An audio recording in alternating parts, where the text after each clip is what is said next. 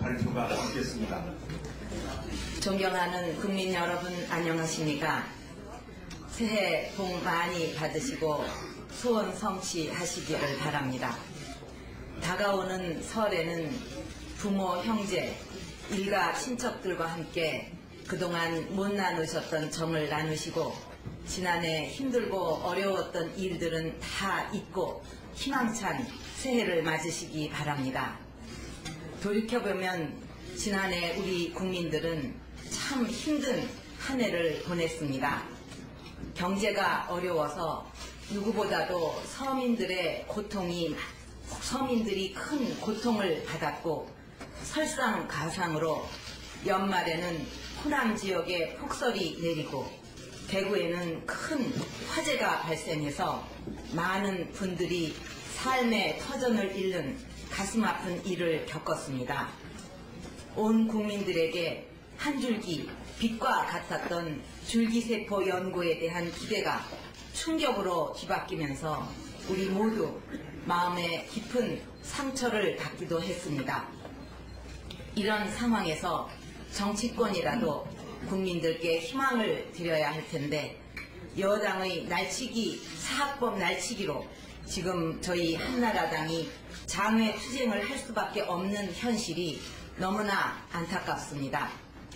17대 국회에 들어서 저희 한나라당은 우리나라의 정치 문화를 바꾸고 국민들의 고통을 조금이라도 덜어드리기 위해 싸우지 않는 상생의 정치를 제안했고 여당과 협약까지 맺었습니다. 그 후 지난 1년 8개월 동안 아무리 참기 힘든 일이 있어도 참고 또 참으면서 민생 정치에 매진했었습니다. 하지만 여당이 저희를 비난하는 것은 참을 수 있어도 옳지 않은 일을 힘으로 날치기 하는 것은 더 이상 방관할 수 없었습니다. 새해에는 이런 모든 문제들이 잘 해결되고 다시 상생의 정치로 민생에 전념해서 대한민국이 선진국으로 도약할 수 있는 발판을 만들 수 있게 되기를 진심으로 바라겠습니다. 이것이 새해 저와 한나라당의 가장 큰 소망입니다.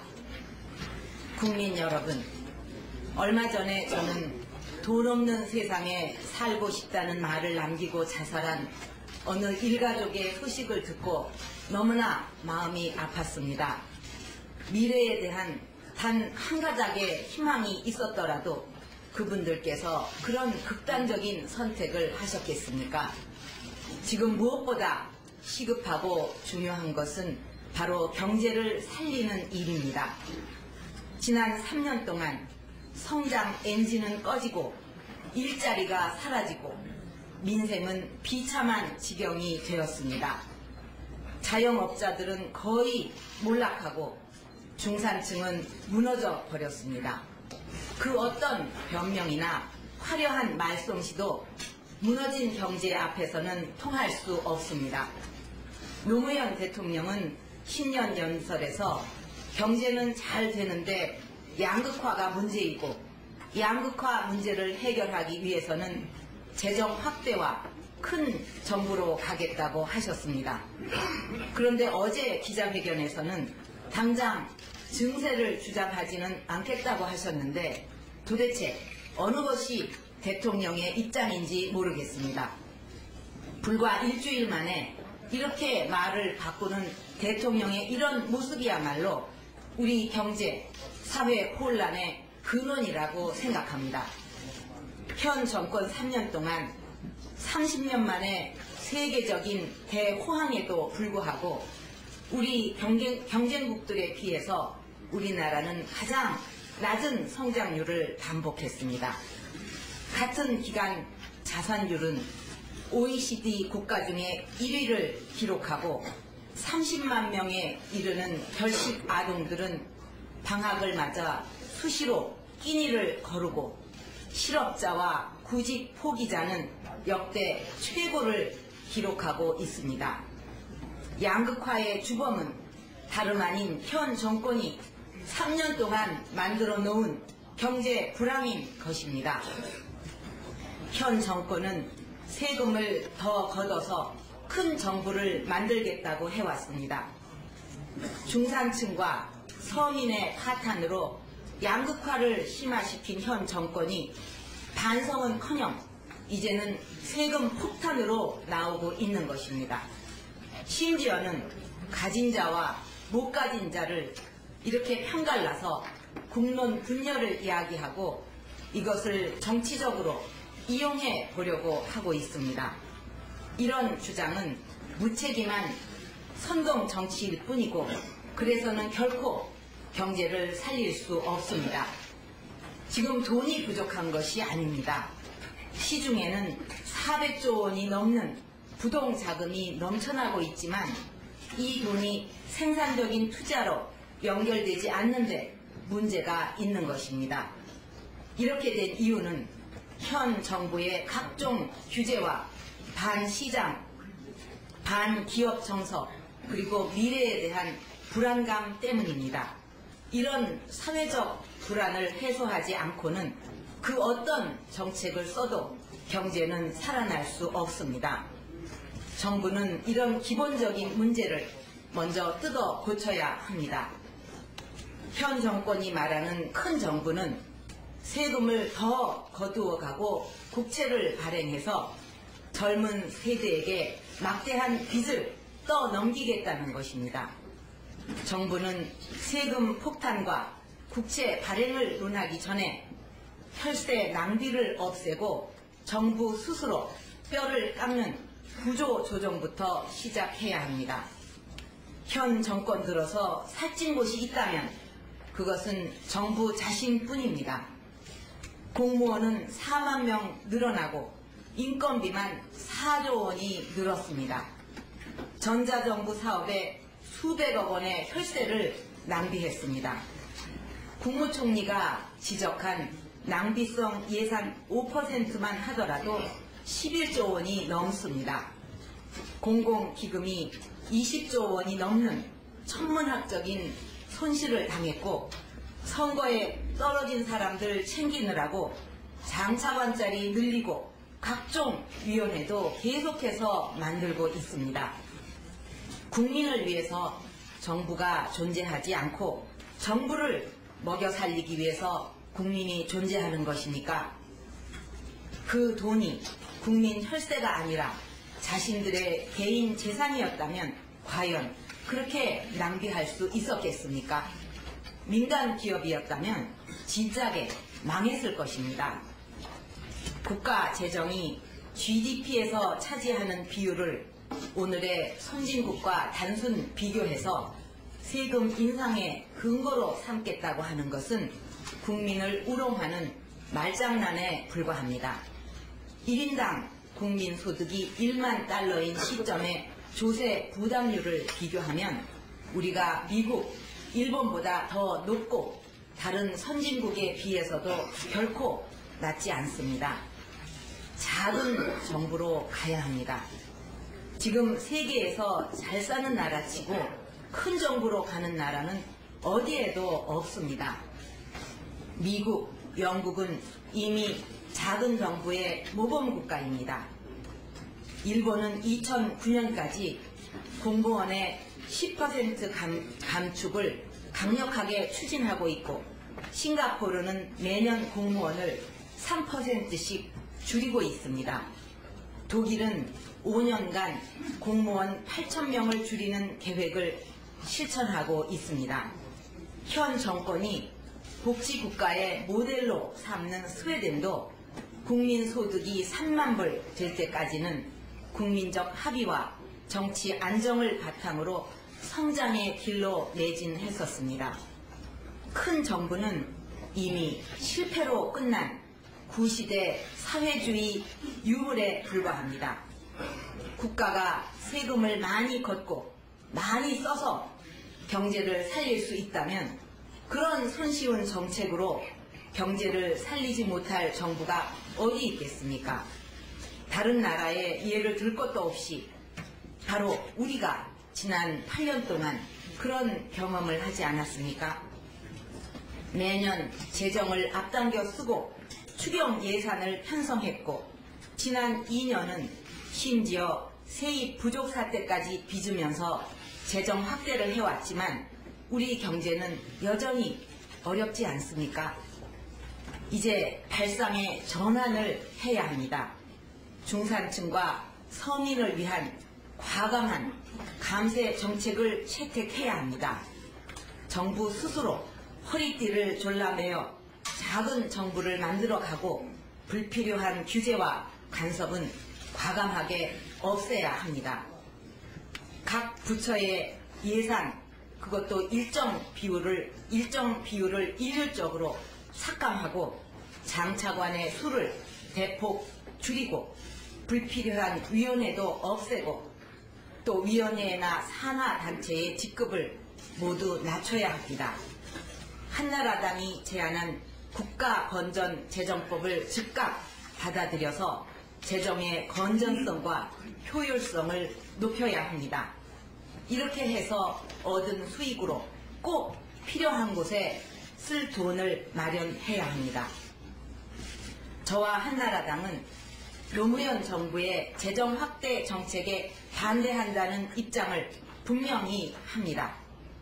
그리고 집권을 통해서 과감한 감세 정책을 실천할 것을 국민 여러분께 약속드립니다.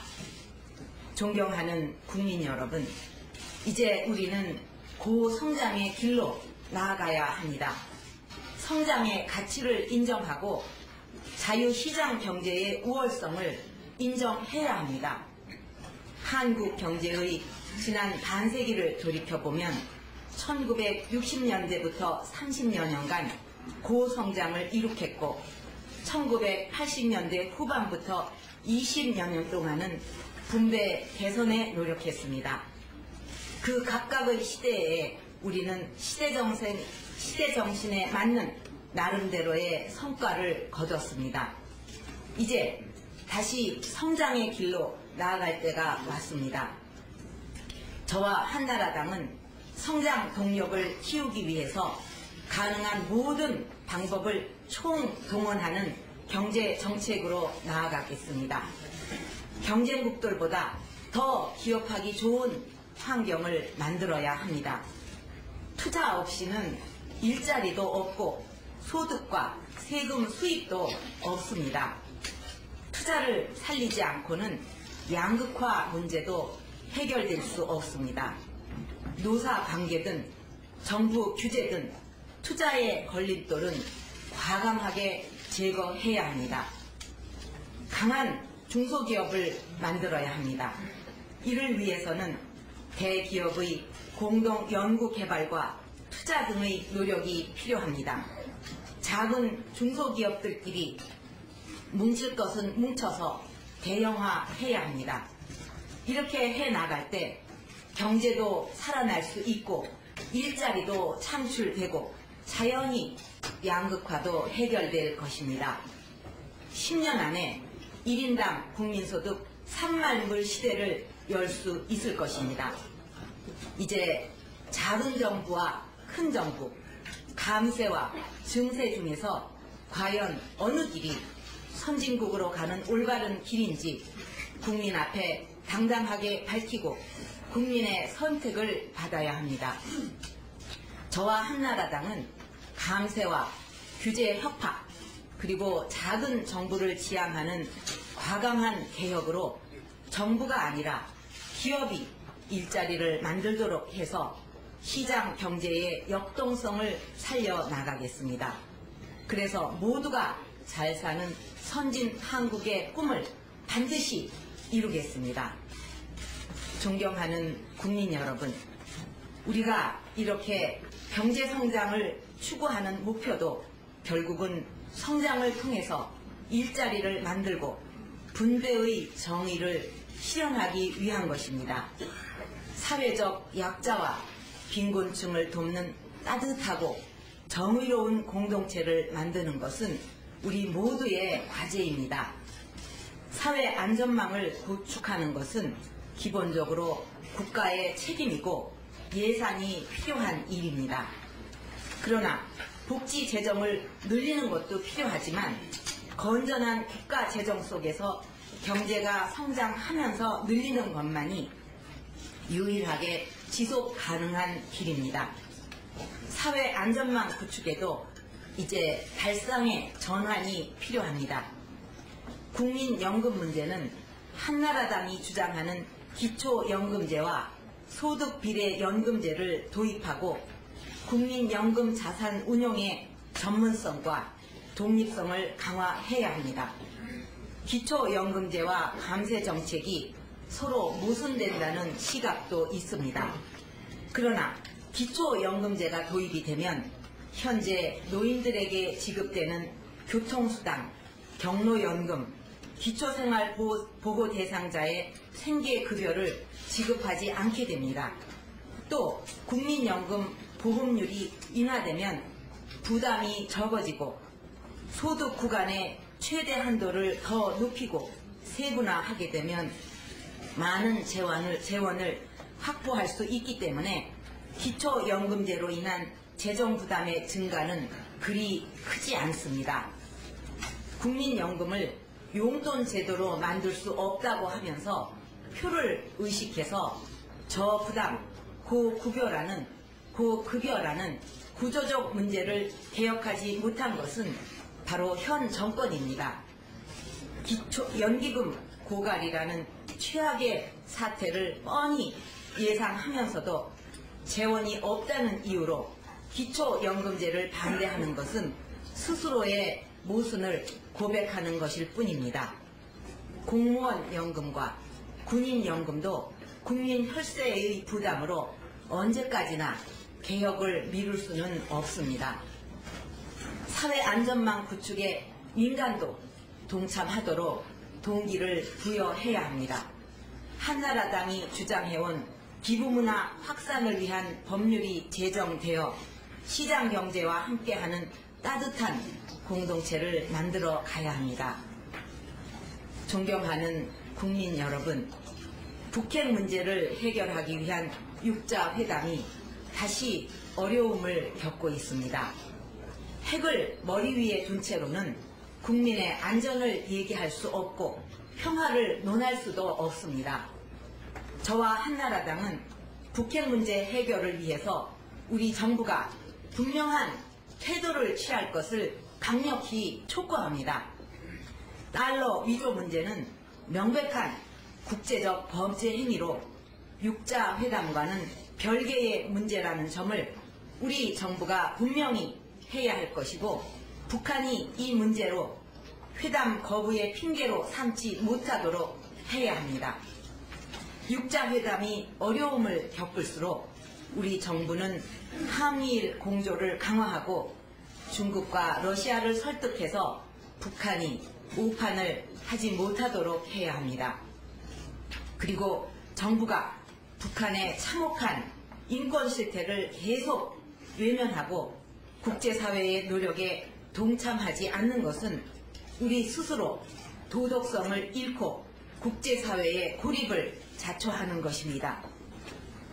북한 주민과 탈북자의 인권은 물론이고 우리 국군 포로와 강제 납북자의 송환에 적극 나서지 못하는 정부는 기초적인 의무도 다하지 못하는 것입니다.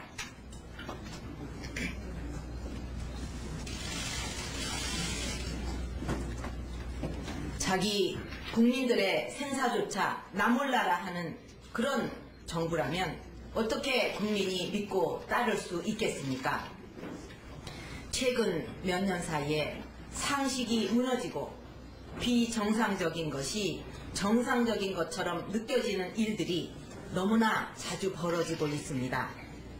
난파 간첩을 민주인사라고 찬양하고 6.25 때 적화통일이 됐어야 한다는 사람을 온 정권이 나서서 두둔했습니다. 북한으로 송환된 난파 간첩들이 인권을 침해당했으니 1조 원의 보상비를 내라고 고소장을 내는 이런 기막힌 세상이 되었습니다. 국가인권위원회는 국가보안법을 폐지하고 파업과 집회를 무제한 허용하고 병역 거부를 허용하겠다고 합니다. 이런 문제들은 나라의 근본보다는 북한의 눈치 살피기에 여념이 없는 현 정권의 잘못된 자세에서 비롯된 것입니다. 남북한 간의 교류 협력을 강화하고 평화 정착에 적극 나서는 것은 당연히 필요한 일입니다. 그러나 지킬 것은 지키면서 해야 합니다. 저와 한나라당은 한반도 평화 정착과 남북한의 공동 발전을 위해서 보다 전향적이고 대담한 접근을 할 것입니다. 하지만 대한민국의 정통성과 자유민주주의와 시장 경제를 지키는 일은 확실히 하겠습니다. 올해 저와 한나라당은 북한 문제의 해결과 북한 주민의 인권 개선, 그리고 국군 포로와 납북자, 이산가족 문제 해결을 위해서 적극 노력해 나가겠습니다. 한미 동맹을 바탕으로 굳건한 안보 태세를 흔들림 없이 확립해 나갈 것입니다. 그리고 우리 내부의 안보 불안을 용인하는 현 정권의 안이한 자세를 바로잡을 수 있도록 최선을 다하겠습니다. 존경하는 국민 여러분, 우리 한나라당은 지금 현 정권의 사학법 날치기에 맞서서 싸우고 있습니다. 저는 우리가 왜 현 정권의 사학법 개정안에 반대하는가를 말씀드리기 전에 먼저 저와 우리 한나라당이 꿈꾸는 교육에 대해서 말씀드렸으면 합니다. 국민 여러분께서는 여러분의 자녀들이 어떤 학교에서 공부하기를 원하십니까? 저와 한나라당이 꿈꾸는 학교는 학교에서만 열심히 공부하면 학원에 안 가도 충분히 원하는 목표를 이룰 수 있고 학교에서 왕따를 당하거나 폭력으로 고통받지 않고 좋은 선생님 밑에서 성숙한 인격체로 교육을 받을 수 있는 학교입니다. 우리 자녀들이 우리의 지난 역사를 자랑스럽게 생각하고 대한민국에 대한 자부심과 자유민주주의와 시장경제의 소중한 가치를 아는 건강한 시민으로 키우는 학교입니다. 모든 학생을 똑같은 수준으로 끌어내리는 하향 평준화나 정부가 일일이 간섭하고 지시하는 관치 교육을 극복해서 우리 교육이 제자리를 찾도록 만드는 것, 이것이 한나라당의 목표입니다. 그것이 바로 진정한 교육개혁이라고 생각합니다. 그런데 정부 여당의 날치기 사학법은 이런 방향과 정반대로 가고 있습니다. 우리의 역사를 부끄럽게 가르치고 철진한 이념을 가르치고 무엇보다도 자유민주주의의 가치관을 부정하는 그런 교육이 이루어질 수 있는 환경을 만드는 것이 바로 현 정권의 사학법 개정안입니다. 관치교육은 더 심화시키고 자율과 경쟁은 더 후퇴시키고 학교는 이념의 선전장으로 만들어서 교육에 투자를 못하도록 가로막고 있습니다. 지난 신년 연설에서 대통령은 교육 개방을 하자고 했지만 우리 교육은 관치로 꽁꽁 묶어두고 투자 의욕을 다 꺾어놓고 어떻게 외국 학교와 경쟁을 할 수 있겠습니까? 현 정권은 사학법이 사학의 비리를 없애기 위한 것이라고 합니다. 사학 비리는 반드시 척결돼야 합니다. 저희 한나라당은 비리 척결에 대해서 그 어느 당보다도 단호합니다. 사학 비리 척결에 대해서도 훨씬 효과적이면서도 사학의 자율성을 보장할 수 있는 강력하고 효과적인 사학법 개정안을 제출한 바 있습니다. 현 정권이 진정으로 사학 비리를 없애는 것이 목적이었다면 한나라당 안을 받아들이거나 아니면 여야가 얼마든지 합의해서 처리할 수 있었습니다. 그런데도 모든 민생 법안을 다 제쳐두고 국회 문을 닫아 잠그고 사학법을 날치기까지 한 이유가 무엇입니까? 이번에 날치기한 사학법은 전교조가 10년 전부터 주장해온 법입니다. 이번에 이 법의 독소 조항인 개방형 이사제, 임시 이사제, 교사의 노동운동 허용 같은 것들은 모두 전교조의 수건사업이었습니다.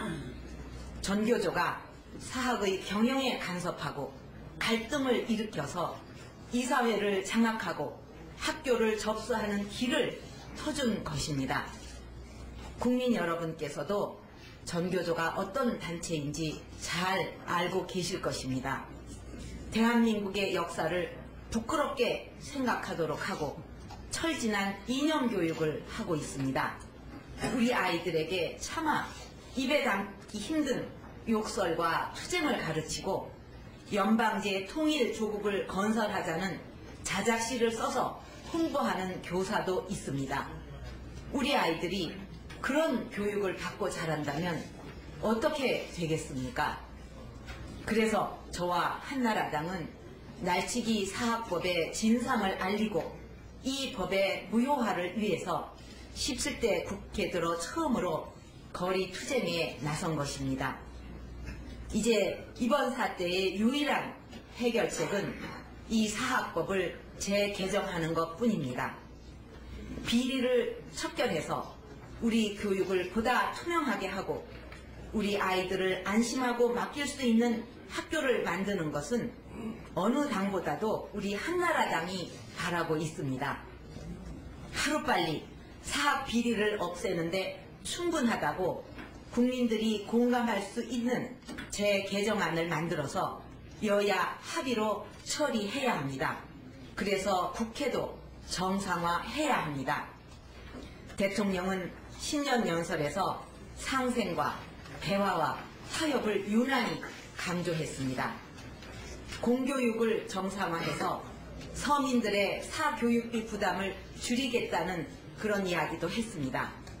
그러나 날치기 사학법을 그대로 두고 어떻게 상생을 말할 수 있으며 전교조에게 교육을 맡기고 어떻게 공교육을 정상화할 수 있겠습니까? 저와 한나라당은 우리나라의 교육의 미래를 위해서 사학법 재개정을 위해 끝까지 투쟁해 나가겠습니다. 국민 여러분의 동참과 격려를 부탁드립니다. 존경하는 국민 여러분, 저는 우리 국민의 저력을 믿습니다. 지난 50년간 우리는 세계가 놀랄 기적을 이뤄냈습니다. 전후의 비참한 현실에 살던 대한민국이 자동차를 만들어서 전 세계에 수출하고 있습니다. 고급 가전제품 시장을 장악하고 있고 휴대전화는 전 세계에서 명품 대접을 받고 있습니다. 세계 최고층 건물도 우리 한국 기업의 손으로 지어졌고 새롭게 더 높이 지어지고 있는 초고층 건물도 우리 기업이 건설하고 있습니다. 이런 기적의 성장을 일군 나라가 도대체 세계 어디에 있습니까? 저는 앞으로도 이러한 기적을 계속해서 만들어 나갈 나라가 바로 우리 대한민국이라고 굳게 믿고 있습니다. 이 시대를 살아가는 우리가 가야 할 길은 분명합니다. 자랑스러운 선진 한국을 우리 손으로 건설해서 후손들에게 물려주는 것입니다. 국민소득 3만 불이 넘는 잘 사는 나라, 어려운 이웃을 따뜻하게 보살피는 정의로운 공동체, 그리고 자유와 인권이 넘치는 통일 조국을 만드는 것이 우리가 반드시 이루어야 할 역사적 사명입니다. 우리가 지역과 이념, 계층으로 편을 갈라서 시간을 허비하는 동안 세계는 저만큼 앞서가고 있습니다. 우리 민족의 우수한 능력과 저력을 제대로 발휘하지 못하는 안타까운 상황이 계속되고 있습니다. 이제 갈등과 분열을 끝내고 국민 통합으로 나아가야 합니다. 과거의 곁에 덫에 갇혀 있지 말고 무한한 가능성이 있는 미래로 나아가야 합니다.